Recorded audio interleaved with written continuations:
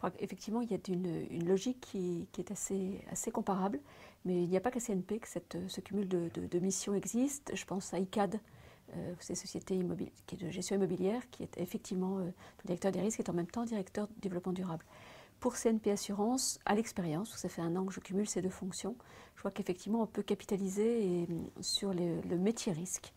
Et cette approche, en plus de réflexion sur les risques et de mise en place d'outils pour les minimiser, comme on veut éviter la paranoïa, automatiquement nous incite à trouver des éléments de valorisation et de création de valeur pour l'ensemble de l'entreprise et du groupe.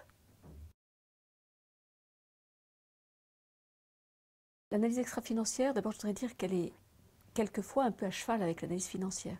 Quand vous regardez des analyses crédit, ils regardent bien la durabilité d'un État ou la durabilité d'une entreprise, et donc la probabilité de risques extra-financiers qui sont un coup d'État ou un problème de gouvernance. Donc ils sont à cheval et nous essayons le plus possible justement de capitaliser sur une information et l'autre, la financière et l'extra-financière.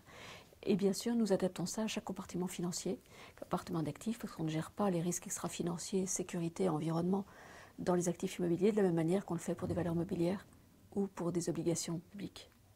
Mais l'idée, c'est à chaque fois d'identifier les risques qui sont sous-jacents et à chaque fois de nous approprier les éléments de l'analyse extra-financière pour voir ce qui, pour nous, est supportable ou insupportable et à exclure.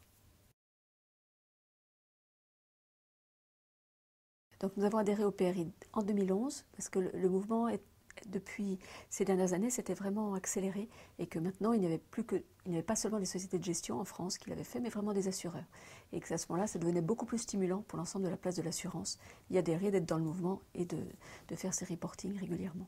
Donc nous allons regarder dans le détail. Pour moi, ce qui est essentiel, c'est que ça soit toujours cohérent avec notre engagement de départ de 2003 du Global Compact, que nous déclinons déjà pour partie dans notre gestion d'assurance et dans nos produits d'assurance. Et ensuite, nous regarderons si c'est essentiel pour nous ou pas.